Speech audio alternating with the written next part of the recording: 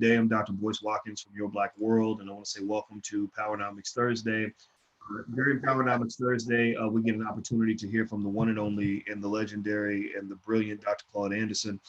Dr. Anderson is the author of the books Powernomics, Black Labor, White Wealth, The Black History Reader, and Dirty Little Secrets 1 and 2. And so as I begin the conversation, I'd like to ask Dr. Anderson, how are you doing today, sir? I'm doing a little bit better, Dr. Watkins. I guess I'm improving by millimeters. So hopefully I'll come out of this sometime soon.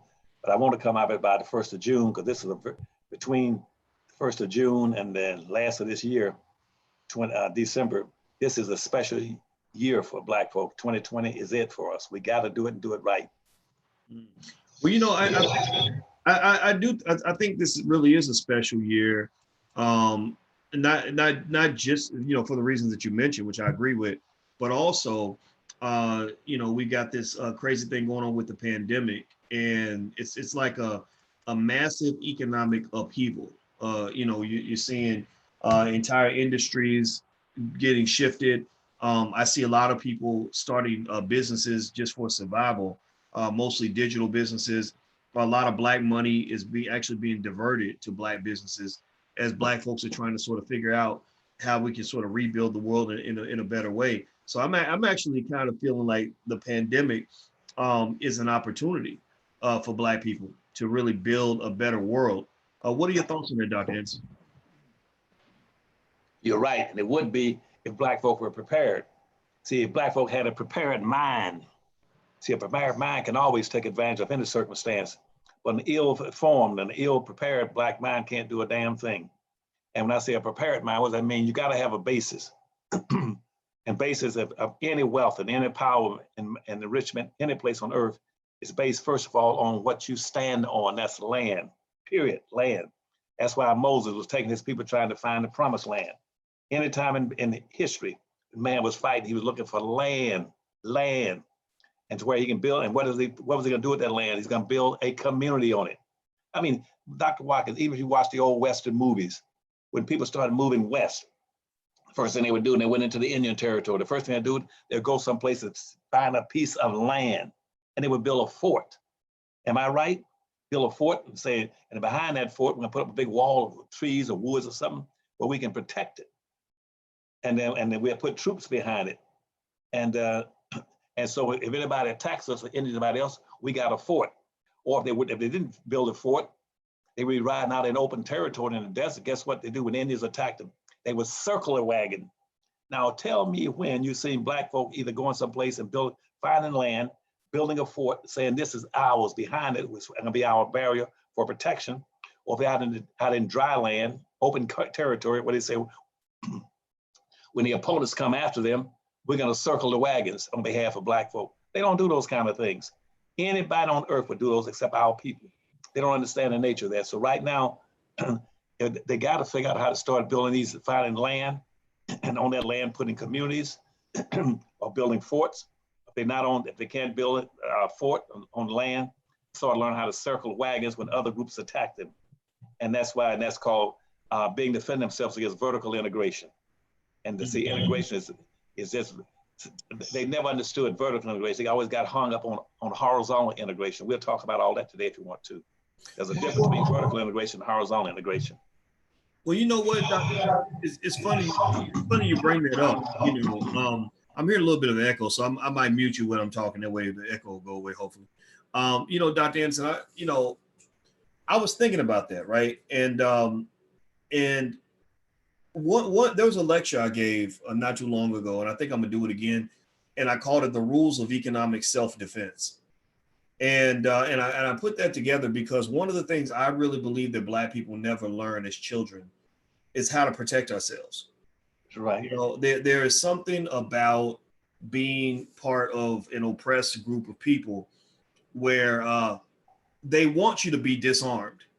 That's why most of these Black men that get shot ain't got no weapon on them. Because the whole life they've been brainwashed to believe that why you need a weapon. You don't need a weapon.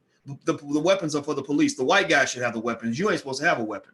So we're brainwashed into that. And in fact, speaking just on that gun issue, I remember when a member of the Southern Christian Leadership Conference, one of the leadership, he slipped up, and in public he said Black people need to start arming ourselves to protect ourselves.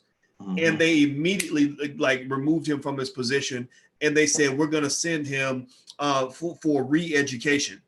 You know, we're going to re-brainwash this Negro because apparently this idea of Black people protecting themselves, we can't have Negroes thinking that way, right? So to me, I think that just going back to what you're saying, you know, it's common sense, right?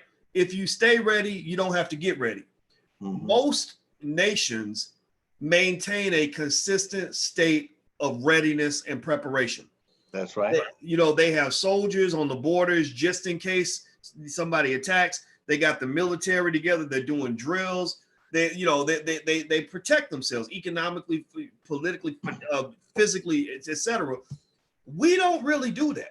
I mean, really think about that. We don't stay. There's very little conversation in the Black community about just readiness and protection, self-protection. Right. And so even if you just focusing solely on the economic side of it, you know, when I really was thinking about, you know, the way I like to teach economics, I said we need to talk about these things just for our own protection, because what happens is that you're not prepared, so you spend your whole life constantly being victimized by other people. You're constantly reacting to one trauma, one tragedy after another. You know, even I remember even in my own family, just when you talk about just the economic protection part of it, I remember watching them have one financial disaster after another, and then when the disaster was over, it was like, woof, I'm glad that's over. And then they would just sit there like lame ducks waiting for the next tragedy to happen. And you can't live like that. You have to think about all the things that can go wrong so you can protect yourself when they do go wrong. Can you kind of speak to that a little bit? Do you think where do you think we lost our desire and ability to really just protect ourselves in every way? I think most of it came out of slavery, where the white man says basically, I want to control you, and you're going to be vulnerable to whatever I do anytime I want to do it. And that's why the white man felt totally no resistance to doing anything he wanted to a Black person. Whip him every day after he picked cotton all day. If he didn't pick close to 300 pounds of cotton a day, he got an ass whipping that night when he came in, period. And the white man would beat him with a leather strap and put a little piece of metal on the end of it just to make sure he got the point, okay? And that was why that the law itself said that in slavery and segregation, that a white man can do anything he wants to a Black person.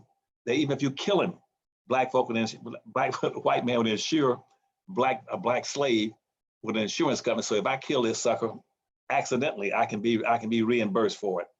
And because he has no value except the value that I have on. I'm his sole protector. I'm his God on the Almighty.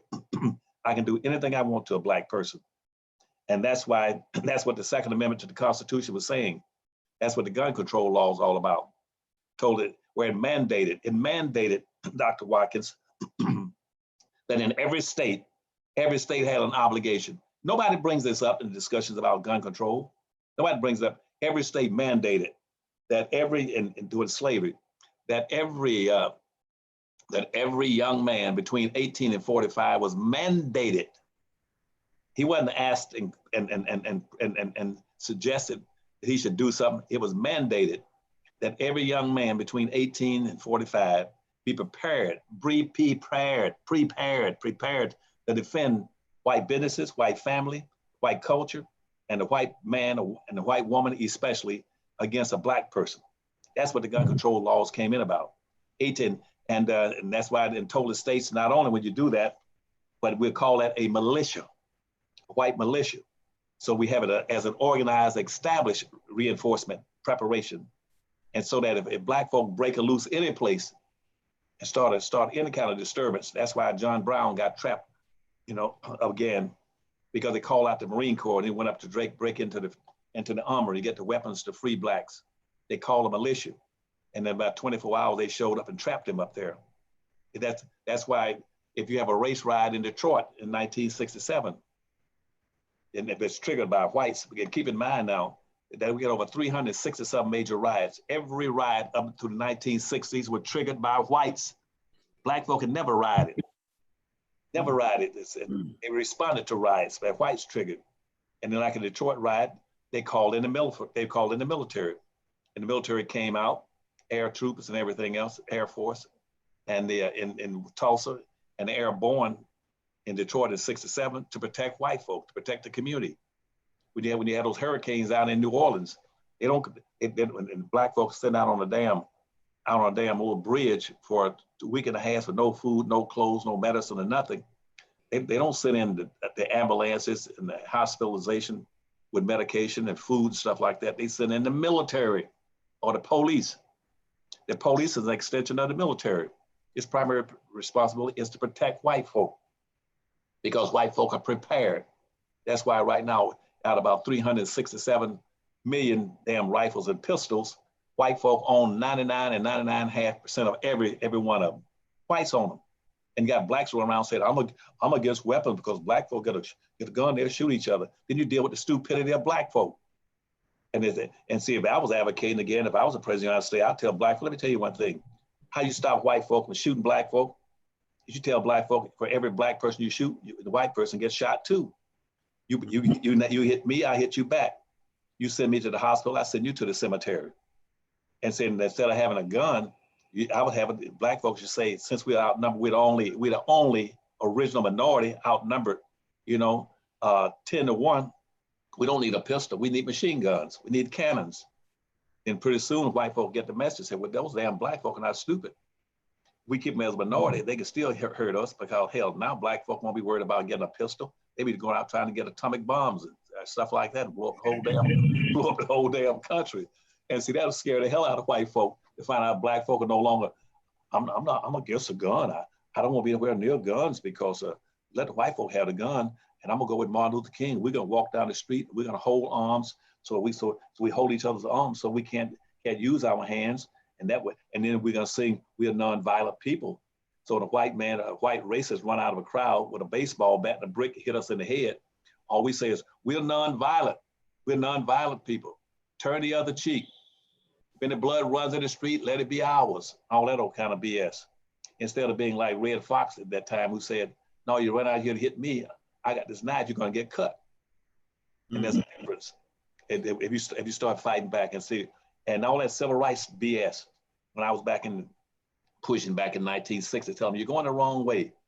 Because when you start marching, talking about you're nonviolent, you're reinforcing racism against black folk. You're giving white folk an open permission. You're giving them a free card to hit black folk in the head with a brick when they want to. And so because white folks have a philosophy right now, the reason they hate black folk is black folks, they hate us because of our skin color. That's BS. White folk don't hate you because your damn skin color. They don't give a damn about your skin color. They hate you because your condition. You're poor and powerless and weak. And that's why they hate you. Why they keep lynching us. They lynch you because they can. People lynch black folk because they can. That's why in a 10-year period, let's see, between 1980 and, let's take a 20-year period, between 1980 and 1900, 1880 and 1900. They lynched over 2,800 black men. Why did they lynch them? They didn't lynch them because of their damn skin color. They lynched them because of their condition. You're weak ass people. We can lynch you because we can do it. I can be a policeman and I can shoot a black person because I can. You don't have any wealth. You don't have wealth. The greatest power in this country is wealth power. You don't have any wealth power, so you can't reward me or punish me. I can do anything I want to you, whenever I want to. You can't do anything but march and sing, we shall overcome. And let me conclude, because I always break up and give you these 10-minute lectures. That's okay. Clarence Darrow said the same thing. Everybody tell him it's okay to keep going. Let him know it is okay. Go ahead. Go ahead. See, Clarence Darrow, I'm always proud of Clarence Darrow and Frances Weston that wrote the book. What's the book she wrote? What's the name of her book? In France, she's dead now, though. But anyway, Frances Weston, she had the book. And anyway, I was talking about Clarence Darrow. Clarence Darrow said in about 1930s, about 1933 or 1934. And the Scottsboro boys, you heard about them. Mm-hmm. Okay, they had those 5 boys that white girls didn't even claim it. But white men claimed that those white boys had been in the same boxcar on a train, and they had indulged in sex with white girls, and they had raped them, and they would do to die. They had been on death row for something like 10, 11 years, something like that. And blacks couldn't do anything. So Clarence Darrow was a white lawyer, says, let me go down there. He went down there within the courts, and within a day or so, he came out and said, hey, turn those boys loose. They turned them loose. And when they turned them loose, black folk out on the front of the courthouse, you know, they saw him coming out, they just started shouting, oh, Lordy, Lordy, Lordy, come through. Oh, Lordy, Lordy, thank you, Lordy, and started dancing and singing. And Clarence Darrow said to me, Clarence Darrow stopped him and said, hold it, hold it, hold it. He said, cut the damn bullshit. Cut the bullshit. He said, yeah, I got them off. He says, and if you black people spend less time singing and dancing and praying and marching, white folk won't find it so easy to kick your asses. Unquote, unquote, okay? That's how the Scottsboro boys got off and down in Alabama after being on death row for so long. Because Darrell said, quit cut the crap. Always marching and we're talking about we are nonviolent, turn the other cheek. And white folks, and that's not what it should have been about. One day I'll tell you about what the Bible said about turning the other cheek. That's what Samson, Samson that came to the earth to protect black folk, the first black people on earth. They were the first people on earth and the first Jews on earth. And Samson came in as a prototype for Jesus Christ in the Old Testament. And Samson came to the earth for one very specific reason. Back to your point again, to protect black folk. He came in to protect them, protect the Jews that time they were black, to protect them. That's all he said. He didn't come here to be a minister. He didn't come here to march and sing. Samson was a drinker, a drunkard, a gambler, alcoholic, a woman chaser, everything. But one thing he did say, I'm here to whip ass and take names. That's all I'm here for. And that was his thing. That's all he talked about. And I'm only here to whip butt. And what he's saying, that's why when he in the Valley of Lehigh, when he went for 48 hours, he whipped heads. He whipped heads with a jawbone of an ass. Now listen to what that says. With a jawbone. The jawbone is what? Cheekbone. And he said, I'm not turning my cheeks. I'm gonna turn your cheeks. And with the jawbone.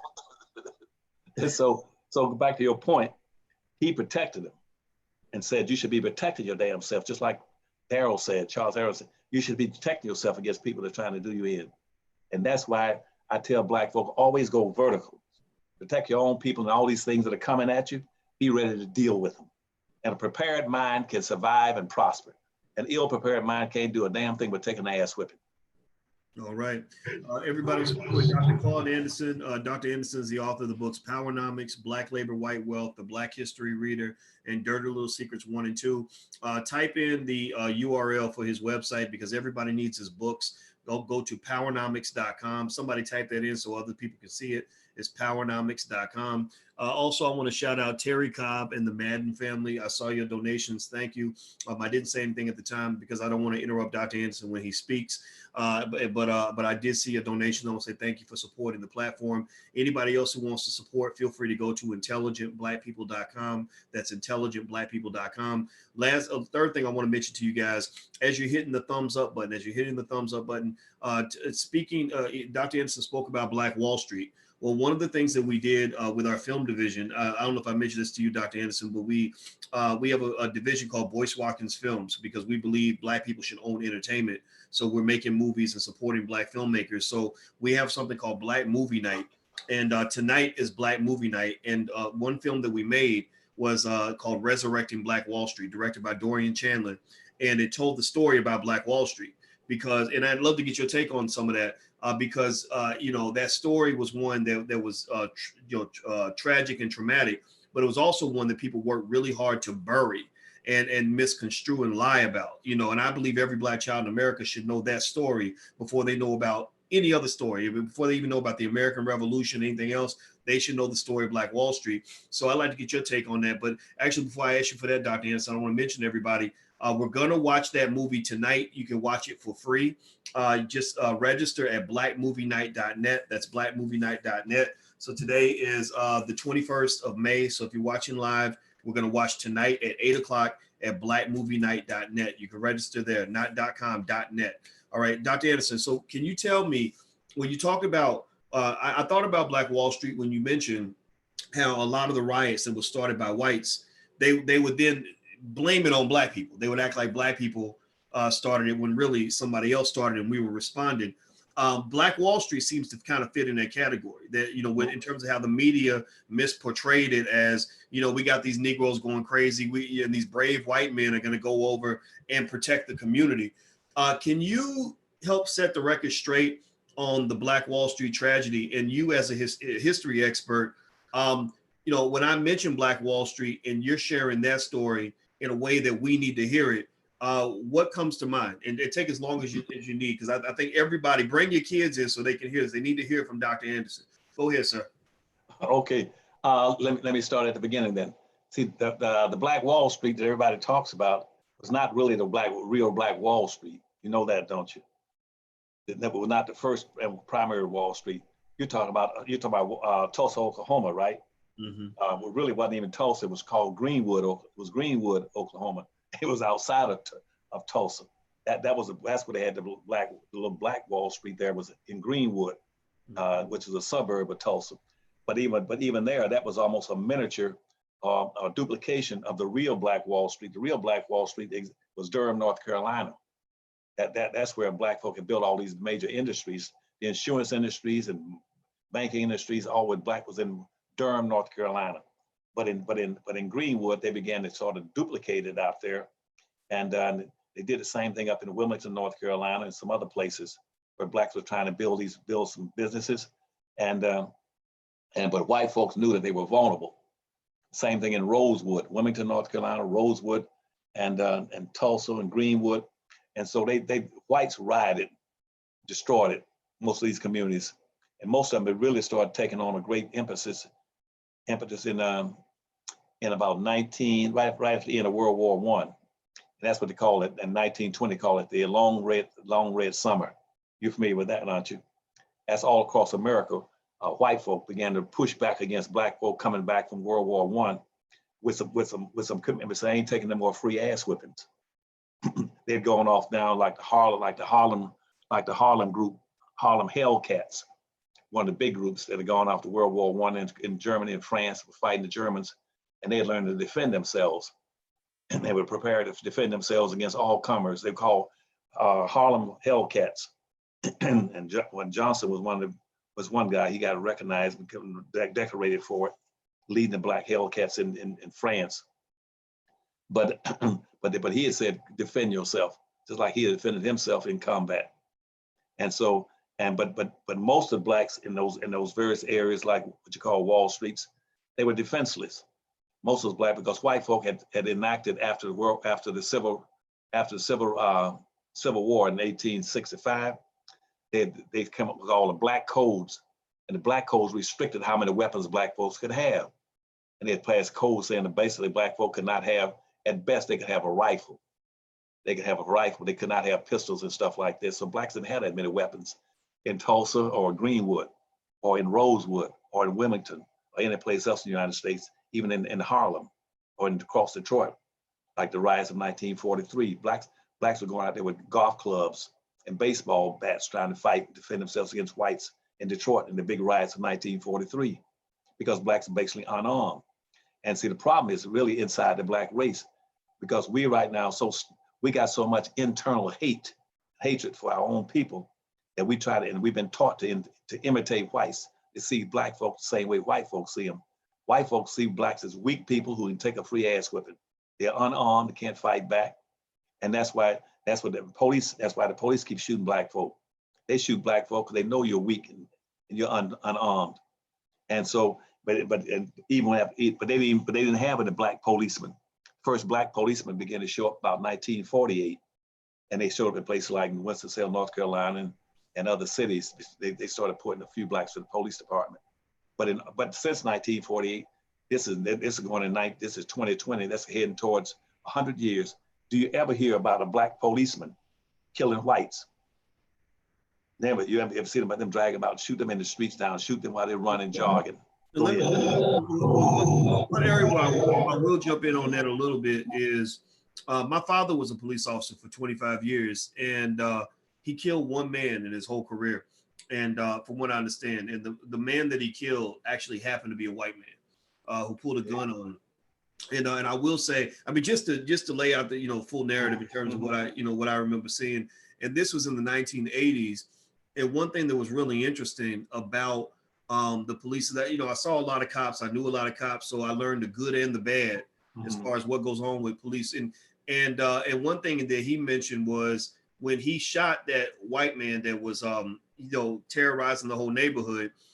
There were white people in the neighborhood that wrote him thank you letters, saying thank you for dealing with this person, But what was also interesting though was when he got hired on the police force, and in the force he was on is the Louisville Police Department, which is in the national news all the time now for racist stuff they're doing against black people. So I give him a hard time about that. I say, what are y'all doing? But he's retired a long time ago, so he's not connected to that directly, but. I do know. I remember him telling me that the connection with cops, the blue code in terms of like the way they operate like a street gang where they don't snitch on each other, all this other stuff.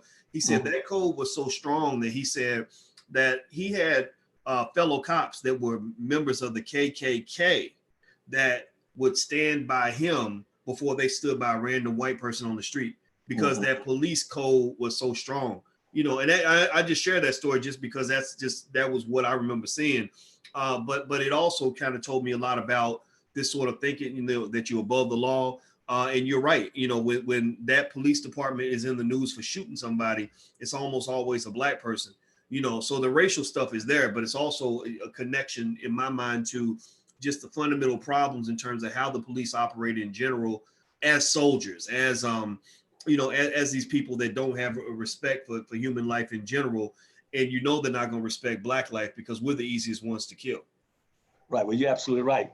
And that's so they kill black folk because they can. Remember that. The answer, they kill black folk because they can. That's important. That's the equation for you. Now, see, I was functioning as an investigator for the Safe Street and Crime Act in the 1967 riots in Detroit, Michigan. And I was down with the police department, the assistant police commissioner's office. And I was out. I used to ride every night, just leave the commissioner's office and go out and ride with the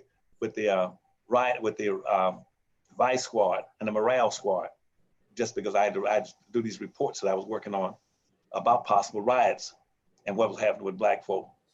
And again, when I went with Florida, and I was in the governor's office, I knew all about, again, watching how the police operated. And we had something like 19 grand juries operating just in Dade County. And what they were after was drug addiction. But the people they were picking on were black people. They weren't picking, see, most of the drugs being brought in this country weren't being brought in by black folk. Drugs is a white collar crime, It's not a blue collar crime. But they made it a blue collar crime so they can get their hands on black folk and shoot a black person, pull a black person off the streets, selling a little bag of crack cocaine with 2 little crown pieces in it. And then they'd shoot him, beat the hell out of him, put him in jail. When we had crack coming into Miami International Airport by aircrafts every damn day, black unmarked airplanes being flown into Miami Airport and parked on the north side of the airport down there. Then they would use black baggage handlers in Miami to go out there and unload the damn crack cocaine. Then they had Sunrise Bank down on Biscayne Boulevard that had a $34 million revolving loan fund to launder the damn money. So for Cubans down in there, the money was coming in because of the Cubans that had poured into Miami. So they were operating. And at the same time, you had people sitting in the White House at that time in early 1989. Now, at that time, again, I'd left the governor's office, was running campaigns for Ed Dunn down for the Attorney General for the state at that time. And guess what? That damn drugs coming in. That's how Ollie North got involved in that. Ollie North at Hassenfoot and Secord. He got shot down flying in drugs, trying to get it into the damn country. Everybody keep talking about drugs coming in from Mexico. What did those damn drugs coming in like that from Mexico? It was coming in by Cubans when they began to come into the country. And then it's a white collar crime. Blacks can't go out there and bring in drugs because all the drugs are being raised as crops down in Latin America, processed down there. You had to be able to speak Spanish. They were on deal with their own people to be able to interpret. and all the drugs were coming in boats and airplanes, being brought in massive numbers into the country. But it wasn't black folk. All black folk, they would have a little small piece of crack and get his ass whipped and shot. When the people that were bringing in all the drugs in Florida and down at that time, over at the bank, and they were laundering the money. And then when they weren't using Sunrise Bank, they would go buy 3 or 4 houses and store money in the damn walls. And then when they would use the banks and the walls in those houses for storing money and drugs money. And they had so much damn money, couldn't keep it in the bank because at that time we could track them down too easily. See, all the bullshit is put on black folk. Because black folk are not prepared to deal with this stuff. They don't understand the name of the game. See, black folk get charged with blue collar crime for out walking around the street with trying to be a pimp or a hustler and breaking into a gas station, get a damn 6-pack of beer, get his ass whipped and get shot. When white folk are stealing, white folk are classified what they call a white collar crime, civil. So their crime goes into the civil courts, black crime goes into the criminal courts. So blacks wind up with a damn record. So he can't vote. He spend time in prison and get his ass whipped and killed in prison. Blacks don't understand the game. The game is going on. And that's why I write these books to try to explain all this stuff to black folk. You're locked into a game, a social construct, and you're not gonna win. That's why you keep losing. You don't lose for 5 different reasons. One, mean you don't win for 5 different reasons. One, the first reason you don't win is because you have a little understanding of who we are and why we are where we are. That's called a social construct. That's in that book, Black History Reader. First thing I talk about is a social construct. Tell black folk where you are, who you are, and why you're here and how long you've been here. That's the first reason you keep losing. I got that book right here, by the way. Thank you. You're a good man. Thank you, buddy. And that's one of that's in that 5 packs of books they get for the Black History Reader. That's when the first one they should read. Then go back to the Black Labor White Wealth, and that tells you exactly why you don't own a damn thing. You have no power, no resources. How are you gonna live in a society and be competitive? The second reason you keep losing is because you're an out group. You're an out group. You have no friends and allies. And throughout history, you've had about 1 or 2 white people that really was a friend of yours. John Brown was one, and they hung him. But up at Harper's Ferry for trying to break in and free black folk. So that's the second reason. You have no allies and no friends. So that's why in that chart, I told you on page 56. Oh, the chart. Let me see. Yeah. I'm gonna try to pull that up on the screen. And everybody who's watching on Instagram, by the way, my Instagram's The Real Boyce Watkins. If you want to follow on Instagram, if you guys on Instagram want to see what's on the screen, you can go to drboycetv.com. Yeah, Dr. Anderson, I got that image right here. I took a picture of it on my phone. So what I'm gonna do is I'm gonna share it so everybody watching on YouTube will be able to see it, and you can talk us through it. Like I said, everybody on Instagram, if you want to see it, just go to drboycetv.com, and I'm gonna pull this up on the screen. Yeah, I hope y'all can excuse my big finger on the image. And that was me trying to find a quick solution, so I took a picture on my phone. So, but go ahead, Dr. Anderson. So what are we looking at here? Right. So you see that. So in our society, what I try to tell blacks in all my books, that's why the powernomics principles, and then they ask you, what is a powernomics concept? It teaches us how to learn how to aggregate, not integrate, but aggregate, come together and aggregate, and pool all of our resources, power, and wealth in a vertical system that goes up and down from the top to the bottom. And that's what that chart is telling you. We need to always stay that every power and wealth on the earth is always, everything has been distributed from the highest to the lowest. And so on the left there, you see that black goes all the way down and runs all the way across religion, poverty, gender, ethnicity, and political party. That's how it's been distributed. And over whites now, whites they got their vertical order, going from the highest of the whites to the lowest white. That's why on a plantation, the white master, he owned the damn plantation. Now I have 200 slaves, but guess what he did? He had a responsibility and obligation to go all the way down to the bottom and take care of the lowest white. That's why right now, all those red states you see that's gonna be voting for Trump and everything, and so everybody in those red states in the South, they're red now, they were red 150 years ago. That's all the way across the South, Alabama, Mississippi, Louisiana. That's what they call them red states all the way out through the central. They stick together and play as a team, And so across that then, So let me run down and finish telling you what these other things. I'm gonna go back to that chart. Sure. You want to put the chart back up on the screen? Well, no, let me give you the second. I gave you the 2 points. First one I'm gonna tell you is that blacks don't have any friends. You have no friends. Don't let nobody BS you. Nobody that gives a damn about black folk. Nobody. That's why you start talking about right now with the virus. And that 6 to 7 blacks gonna die for every 1 white person dies. You start talking about getting resources into the grocery store. You don't have any damn supermarkets in your neighborhood. They're gonna put those most supermarkets basically in white neighborhoods. When the neighborhood becomes primarily black, they're gonna move them to outside the city. And then you got major automobile lots or something selling property and stuff. They're gonna move it outside. They're gonna move the wealth outside. They're gonna move the industries outside, move them away from black folk. So because nobody's gonna do anything for you as black people. That you're gonna be, so in the case of a terrorist attack or a virus, you're gonna have to struggle like hell to get resources. That's why you don't have any hospitals in the black neighborhoods. Basically, you don't have any, most of the black doctors don't even exist in the black neighborhoods anymore. Integration destroyed your neighborhoods, took everything from you and moved it out so that you'll be just as vulnerable as hell. And so you don't have any allies or friends.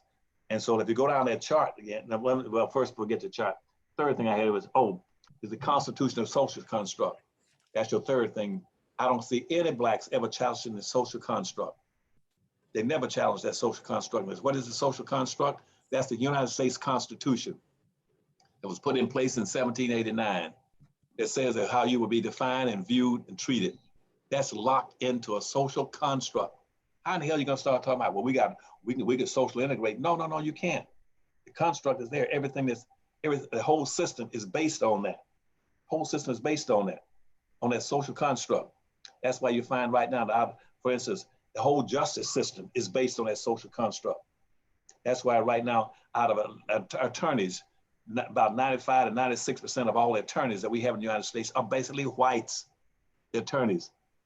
Again, let's move up from that. Let's go to the prosecutors that are prosecuting people. You might wonder, well, why is that that jogger down in Georgia, the black guy was shot by 2 whites who said they were performing a citizen's arrest on him and just shot him and killed him. Why is that they didn't do anything about it since January? That's because, again, the prosecutors in the country, again, 95 to 96% of all the prosecutors in the United States are whites. The state prosecutors are whites, not black. And as a matter of fact, I guess out of all the state prosecutors in the United States, you got over 65% of them are whites. We got about almost half the states in the United States don't have not one black prosecutor. That's why they know how to prosecute those guys. So let's move up from the next. Then you go up to the federal level, where you're gonna have federal courts. And guess what? That out of that, again, that's basically whites. People say, we're gonna get blacks, so we're marching, we're gonna march, and when the Martin Luther King marches with civil rights leaders, we want justice. How the hell you gonna get justice when justice is only perceived, can only be visualized through the eyes of whites? That's why at the federal level, we move up to the federal level from the prosecutors, that for federal judges, guess what? From 1789 all the way up to 1948. That's a long ass time, isn't it? Okay, guess what? During that course of that time, they'd appointed something like almost 1,450 federal judges. And guess what? They hadn't appointed not one, Dr. Watkins. You're a smart man. Listen to these numbers. And from 1789 all the way up to 1948, they had appointed something like about 1,450 federal judges. And guess what? Not one was black until 1948. Wow. And then following that, from 1948, let's go over to 1970 when I was President Carter in the White House. So from 1948, you go to that goes to 1950. Then from 50 to 1970, that's about 22 years. 22 years, they appointed about another 3 or 4 judges, federal judges, in another 22 years. So when I'm in President Carter, you only had about 4 or 5 black federal judges in 1970s. And guess what? Then I use my contact and my skills in playing the game with them to get some black federal judges. And I appointed with my contacts personally going out of my way, playing the game to beat the game, I appointed 3 black to federal judgeships in the 1970s. Now, and you said, well, Dr. you mean tell me that you appointed almost the same number of black judges in the time you were with the president than they had appointed for black federal judges in 200 or 300 years? I said, that's right. Mm. I tell you who they are. That was Al C. Hastings down in Florida, Fort Lauderdale, Florida, Joe Hatchett in Jacksonville, Florida, and a black federal judge out in San Diego, California. So I appointed as many judges as the United States had by myself that have been appointed as federal judges in over 360 damn years. Then you should be saying, well, where are all those black civil rights leaders? Why wasn't anybody else appointed as a federal judge? Why is that you got to appoint by yourself 3? And they had about 3 or 4 in 360-something years. About 100 years in slavery, that's 400, almost 460 years. Why is it that you can appoint more in by yourself than they had appointed in 460 years? That's at the federal level. Now let's go to the top level, Supreme. And guess what? Right now, Donald Trump is stacking the federal courts. He's stacking the federal courts to make sure that you don't ever get any more justice. So all these black talk, we looking for justice. You forget about getting justice. Forget about it. You ain't gonna get it. All the federal judges, he's gonna stack all these courts now with federal judges so that you won't get it anymore. And Obama, while he was in office, asked about how many federal judges did Obama appoint in 8 years. And you can almost hold every finger down, hold the fingers up for it. So the federal court's gonna be stacked for the next 40 or 50 years. There'll be no justice for you. So people ask me, what's gonna happen to us? I'm telling you that. You're gonna be a waste of time for you to even think about going to court. Let's go above that to the Supreme Court. They put the Supreme Court in effect, after they set up the Constitution. They set up a Supreme Court. Guess what? The first 57 judges appointed to the United States Supreme Court, guess what? They were all slaveholders. Mm. So that's why you didn't get any justice. It was because you're going to the Supreme Court, they were slaveholders. And that was first 57. Now, since those first 57 in the last 100 or some years, guess what? Then almost 99% of those were white racists. Mm. They put in one half-ass black that's on there to pretend he's a black man. He's a white man pretending he's black. I'll sit up there right now. Out of 99, out of 9 of them right now, he's pretending he's black. Thomas, that poor guy. He's damn attention there. He's been talking about, we got to go back to the original intent of the Constitution. I can't do anything to help black folk. We got to go back to the original intent. I said, hell, the original intent was for your ass to be a slave. Well, you ain't too damn bright then. And so now you got one black man set up in the Supreme Court, and Donald Trump is stacking the Supreme Court against your ass. So he stacked the federal courts, and then prosecutors down here that you can't get in there. You haven't got that many black lawyers. Because when they learn in law school, they go into white universities, learn how to practice law, and guess what they teach them? You make your decision in race matters based on stare decisis or previous court rulings. And somebody who got more than a third grade education, well, hold a second. On previous court rulings, the previous court ruling back in 1857, the Dred Scott decision said a black man has no rights. So if you're going to go by previous court rulings, and you're now a black attorney, how are you going to represent me in court when you're going by stare decisis and the previous court rulings? Wait a minute, that doesn't make any sense. If the previous rule in 1857 said a black man has no rights that a white person is bound to respect, and that's what they're teaching you in a white university going to law school. Well, that's what we learn. They don't teach us anything else. And I say, are you familiar with the 13th, the 14th, and 15th Amendment and the Civil Rights Laws of 1865? Yeah, they taught us about that, but we know about it. They tell you that was the second Constitution. You got 2 constitutions.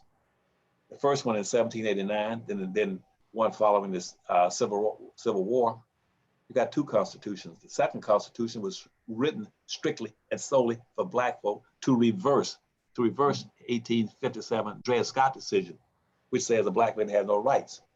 But the Supreme Court, which was made up of white racists, they took and turned it upside down and neutralized it so black people couldn't use the 13th, 14th, and 15th Amendment and the civil rights laws. That's why the Slaughterhouse case of 1872 says that those laws are written strictly and solely for black folk. So did the Sanders Law, court ruling in 1789, said again that those laws were written strictly for black folk and white folk and nobody else could use them. That Hispanics can't use those laws, that Asians can't use those laws, that Arabs can't use those laws, it's 13th and 14th and 15th Amendment civil rights laws, can't use the civil rights laws. Those things were written for black folk. But you sit there and let people go down on you and teach you things backwards, you go along with it. That's why you're not advancing. That's why you never win. The system is stacked against you. All this is in those books. And Ted said, there's no way you can win. You're wasting your time going to court.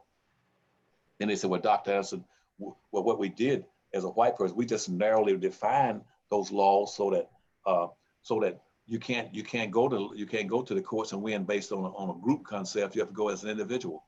I said, that's the stuff you all started in 1870, when the first black court got a job saying that a black person cannot go to court if he gets into an elected office or take a position as an elected official based on anything based on groupism. Secondly, it must be based on individualism. And thirdly, you cannot talk about race matters. And fourthly, you cannot hold white folks accountable for what they did to you during slavery. They put all this into effect. And now these blacks go to law school. They don't understand this. They don't do a damn thing about it. They go there and try to represent black people in court using the laws that white folk had taught them in a white law school. That's why Obama, he taught constitutional law. He must have been sitting out on the parade ground teaching it. Well, everybody, in case you just came in, I assume you know who you're listening to, but I want to make sure everybody knows. This is Dr. Claud Anderson. He's the author of, and I want you to go to his website and take a look at his books. You got your kids at home. This is our opportunity to take over the educational process. Stop waiting for white folks to educate your kids. That's your job.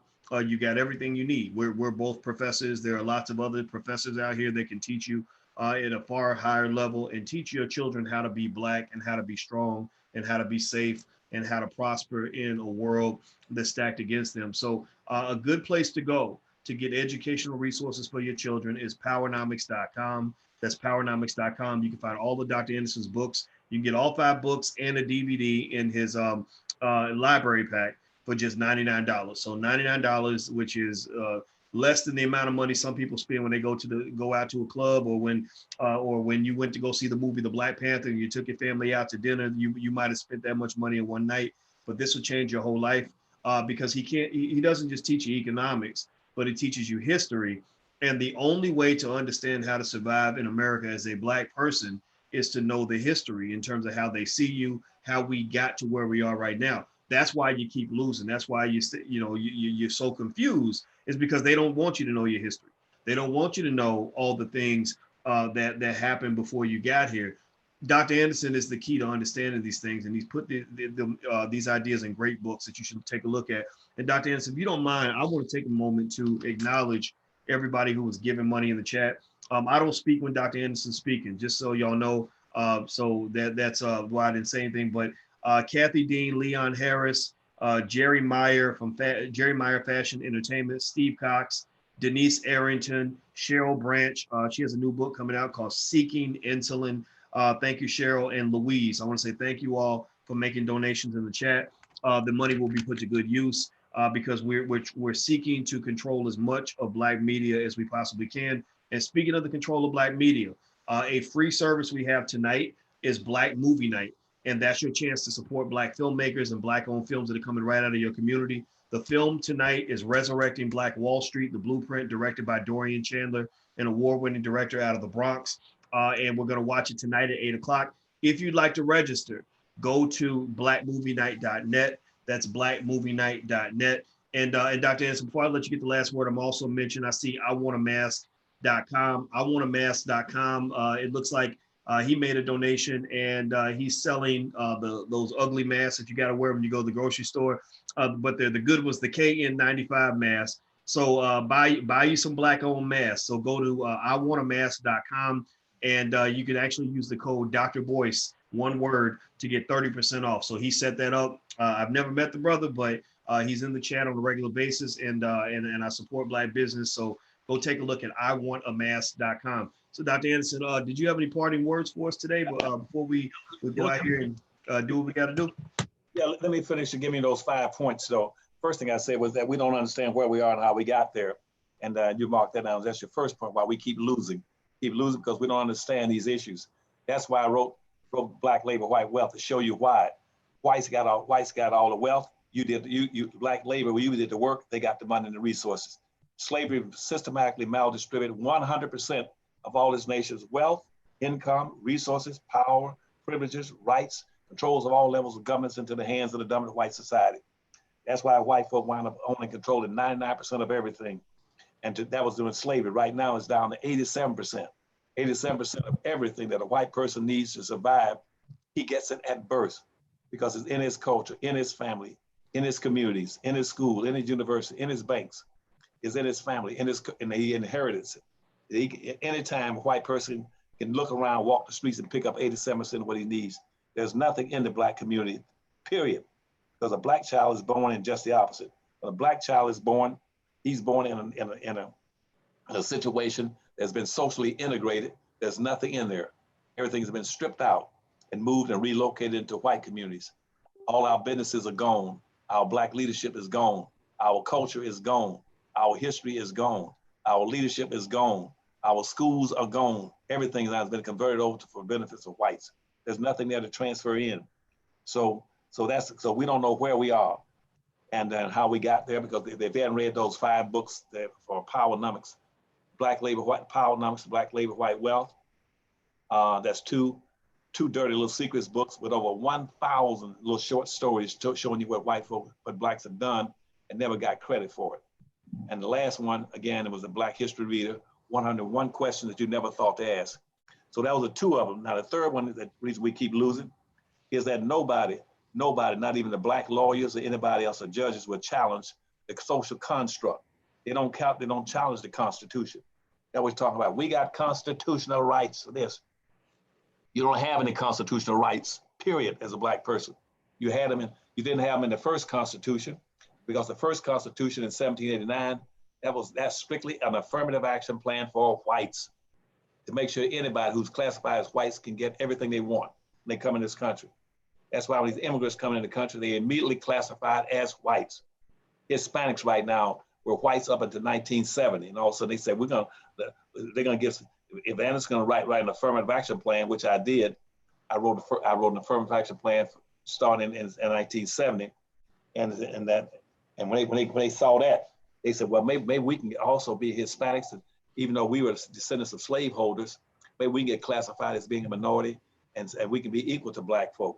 That way, every time somebody proposed something, they say, let's do something not for Blacks, let's do it for Blacks and browns, or let's do it for Blacks and women, or let's do it for Blacks and gays, or let's do it for Blacks and poor people, any kind of BS. Because they just dilute it down because they don't attack the Constitution. The second Constitution was Black folk, and that was in after following the Civil War, and that's been corrupted. Everything in it was corrupted and neutralized so that Black folk can't use it. That's why the Black folk can't use the 14th Amendment. That's why they can't use because the Dred Scott decision has never been reversed. The point of the 13th, 14th, and 15th Amendment was to reverse the Dred Scott decision. But when the courts neutralized it, you're still under the Dred Scott decision. Blacks like to ask me, what are we going to get after the virus is gone? You're going to get the same screwing you've been getting, because nobody's corrected it now. They've neutralized the 13th, 14th, and 15th Amendment where everybody could use it. They ignore the Dred, they ignore that the thing was written for the original intent of helping Black folk. So that was 2 things. The third thing is that we don't challenge the Constitution. The fourth thing that we should be doing, is we have a lack of social cohesiveness. Fourth thing, you have no social cohesiveness. You've been taught to love everybody, to love the world, to try to save everybody, put your interests last. And see, now all the civil rights leaders have been pushing that bull on black folks now since the 1960s. We got to care about all people. No, you don't. You don't have to care about all people. And so that was the fourth one. And I guess I had one guy that in California once. After I finished giving a speech, one lady got up and said, "Dr. Anderson," she said, "I just want you to know, I like everything you say except one thing. I don't like when you say we have to be concerned primarily, have a self-interest, look out for ourselves first. I don't like that." And she says, "And because that's not what God, that's not what the Bible teaches us. The Bible teaches us we got to be concerned about everybody. We got to fight for everybody. We got to love everybody. We got to care about everybody." And so I said, "Who taught you that?" She says, "The Bible teaches me, and God teaches me that." I talk to God every night. Every night I talk to God. And when she said that, when she finished telling me, said, I'm on the stage. And guess what? This guy, I love him for it. He jumped up, a little small man, and says, "Dr. Anderson, let me respond to that lady." And he asked us, "Lady, let me ask you one thing." He says, "Now, you say God teaches you this?" She said, "Yeah." He said, "When you talk to God?" He said, "I talk to him every night, every night." He says, "Good." He said, "I talked to him this morning." He said, "Don't listen to that shit you come here talking about." He says, "I talk to him every morning. He tells me, forget that crap you talking about." And so I could have said that better. And so the last fifth point is that we don't have, not only we don't have a social cohesiveness that was taken from us during slavery, but we were taught not to hang together as a group, but to hate each other, have self-hate, and to hate other black folk. And if you're gonna do any shooting, if white folk are shooting black folk, you shoot them too. And but the fifth point was that we're the only people that have been taught to practice capitalism without capital. And so consequently, we were taught that having money and capital was bad, and that you got to stay away from capital. They squeeze things out of the Bible and misinterpret them, because we got a lot of ministers don't know the Bible, even though they sit up preaching every Sunday, talking about we got to be against money because a rich man got the chance of a camel going through the head of a needle and all this kind of stuff. If he's rich, money is bad. Don't worry about money. There's nothing wrong with money. We don't have any capital. Without capital, we cannot punish nor reward people that do us in. And that's why we got to stop spending our money. We got a 1.2 or 1.3 trillion dollars worth of disposable annual income. We give it all away. We got to start practicing capitalism. Every dollar comes into a black hand. We got to start practicing group economics and keep it all in our communities. But the problem is we don't have any communities, so therefore we lose. And that's why I want black folks to start practicing capitalism. Don't listen to anybody come here talking about socialism. You tell them they want to practice socialism, tell them to move to Russia and to China. But right now in America is a capitalist society, and a capitalist democracy. Practice capitalism. Keep your money in your own communities. Build your own communities. And in that communities, once you build these black communities, and right now, this is a year of reckoning. From between June, it's been another 2 weeks, and November, all you're gonna hear me talk about is a reckoning. Reckoning means an accounting. White folk owe us, and we're gonna start holding them accountable for all these 460 years of what they've done to us, period. We're gonna be looking for recognition, appreciation, and reparations. And we're gonna be starting that, and right now I'm working on now, I'm gonna try to see if we can go back and rebuild a black business district in the United States. Starting with that. Now, right now, I think one of the ideal places to do it would begin to still be Detroit, and to build a black business district there, because I had that whole system laid out in about 120-page plan for starting with Detroit. But I want every black neighborhood to move from being a neighborhood. A neighborhood is useless and start becoming a community. Build a community, and in that community, that's where you store your wealth, your resources, your privileges, your rights, your income, your taxes, your jobs, your employment, everything, your products and your services and your goods are stored in your communities. And once you build these communities, and then you put a sense of community over it to protect you, so people can't come in there and dump garbage and prostitute your women and sell drugs to your kids. And so we're gonna be working on that. And you're gonna be talking about a year of reckoning. This is coming up, and I want you all to start hanging together as a group, buy those books and read them, and don't just buy them. If you don't have those 5 books in your home or in your school library, then you don't have a home library, nor do you have a school library. You have nothing. Get those 5 books and start reading them. We're gonna have a reckoning between now and that's why I go down this chart I just told you about, right here. let me close with this now again. Can you put it up? Let me close with it. Yep. I will pull it up right now.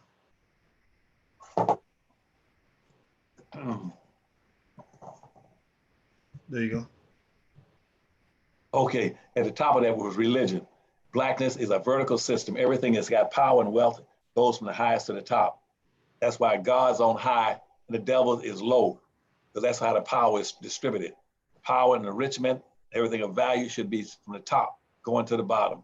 That's why on the left-hand side of that chart, it's got blacks at the top, going over at the bottom. If it was talking about religion, it should be God on high and devil low. You start talking about power and resources in a physical geographical term, it's mountains high and valleys low. So religion, do not place your religion over the importance of being vertical. See, we got a lot of people right now, they place more importance on vertical, on religion than on blackness. And that's a mistake.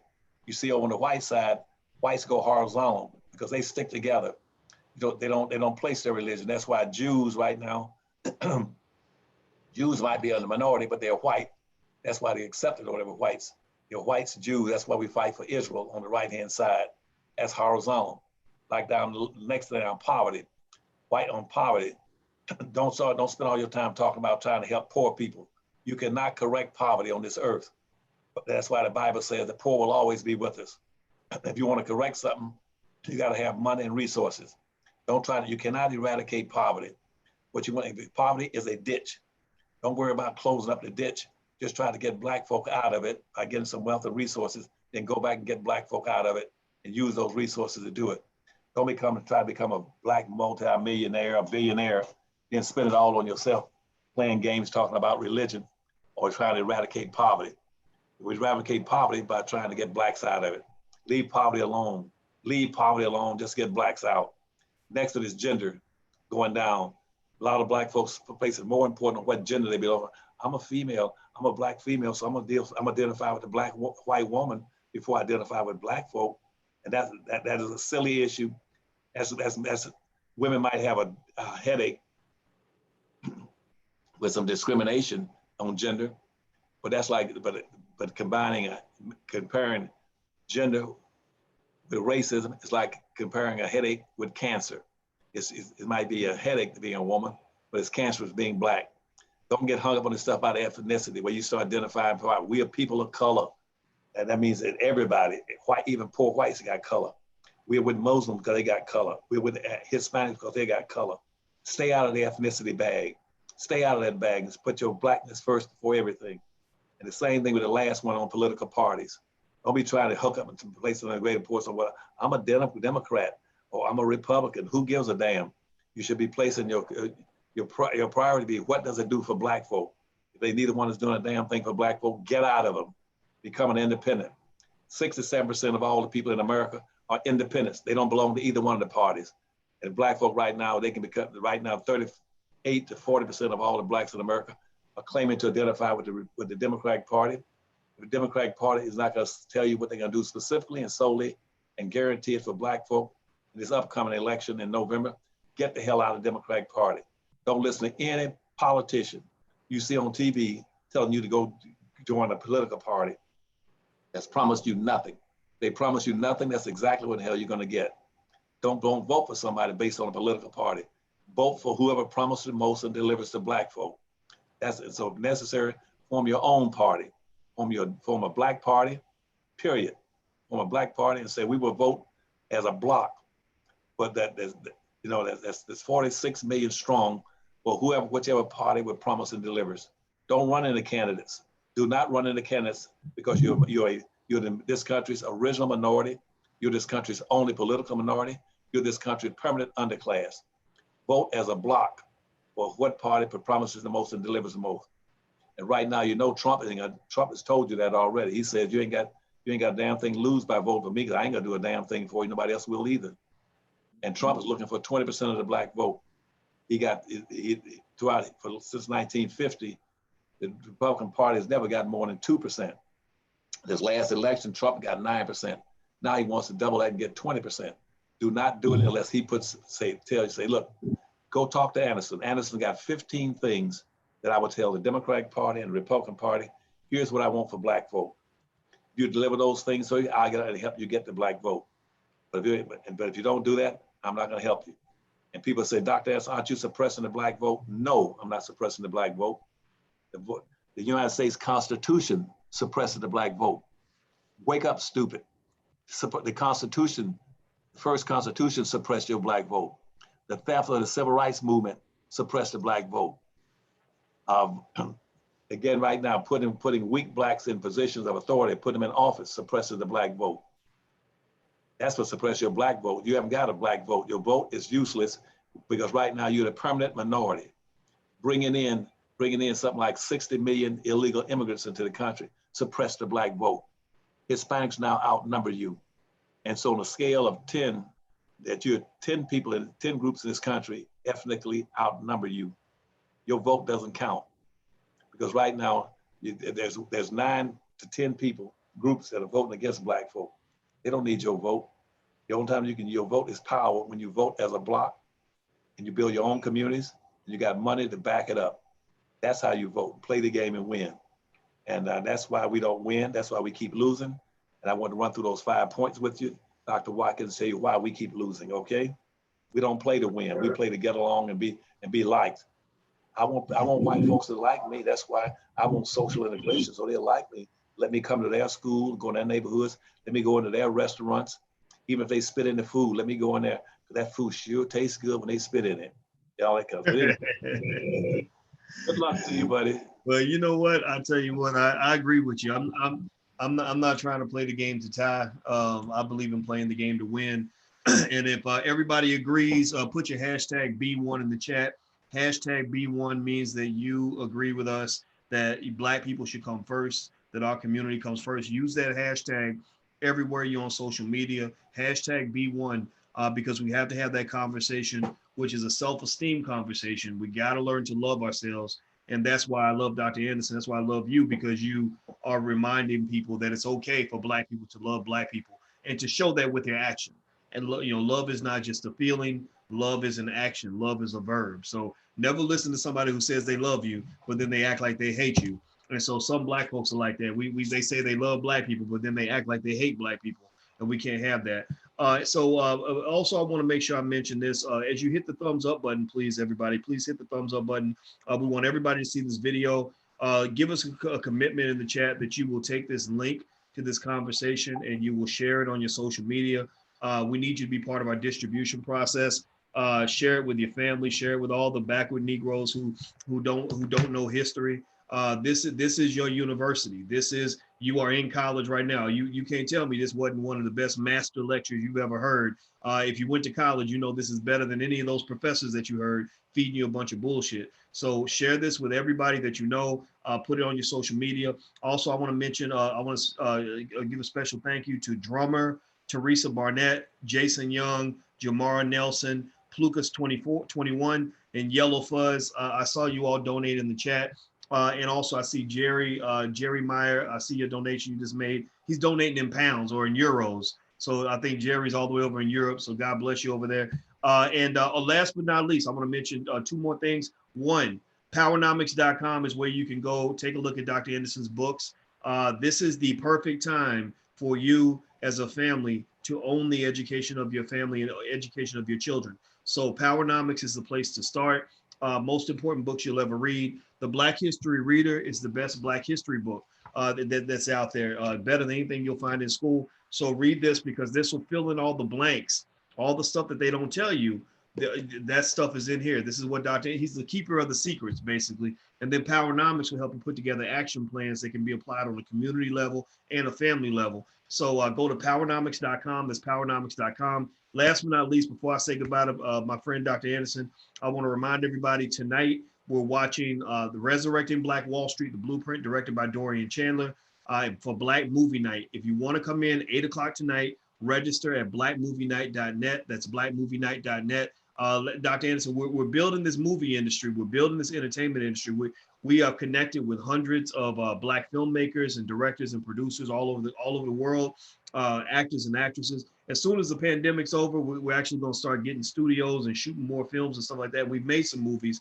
and it's really working. You know, the community's behind it. Every Black movie night we have, Dr. Anderson, thousands of people show up.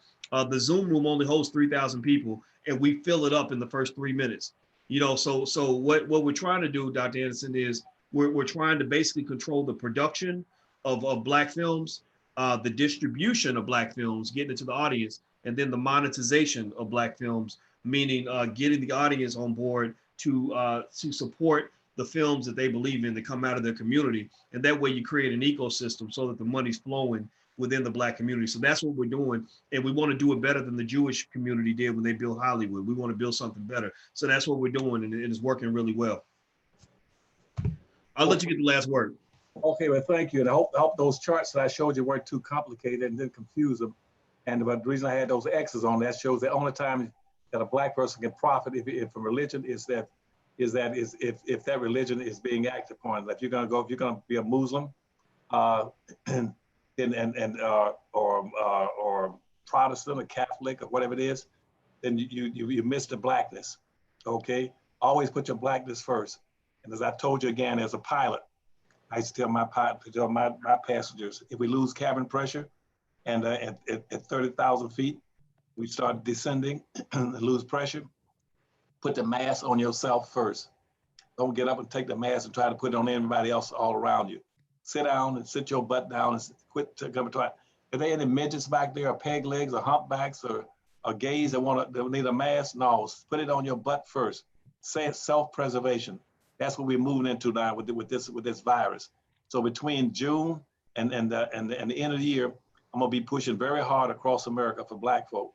That's my sole mission on this earth, is to push for Black folk, get them in a position where they can be a competitive, self-sufficient, and people to be able to compete and survive and prosper on this earth. And so that's why, and I'll let you know next week how many people actually, I'm gonna call the Power Numbers Corporation, see how many of those books that they call and sold. So I know how many Black folk in their homes, they got an understanding of all these different racial issues. So they won't be misled by either Republican Party or Democratic Party and by liberals or conservatives. There's no difference between a liberal and a conservative. Neither one of them give a damn about Black folk. Both of them are just trying to take care of their little ideology. They're not gonna do anything substance for Black folk, neither will the political parties. Take care of yourselves, put the mask on yourself first, and sit down and ride the plane out. I love all of you. I love you, and I look for you next week. And I'll let you know if it got those books so we can start working by the 1st of June, getting preparation for this election that's coming up. And I want the Democratic Party to know that they don't come to me with an agenda they're going for Black folk. They're going to lose a lot of Black votes, okay? That's right. All right. Well, thank you very much, Dr. Anderson. One more time, everybody. Everybody, please give Dr. Anderson a digital thank you, digital round of applause. Let him know how much you appreciate him. This is my American hero, and it's an honor to have an opportunity to talk to him and to have him here every week. And we just appreciate you so much, Dr. Anderson. Thank you very much. Thank you. And you have a good day. All right. You too, buddy. I'll see you soon. All right, everybody. Love you guys. See you tonight at Black Movie Night, blackmovienight.net. See you guys soon. Take care. Bye-bye.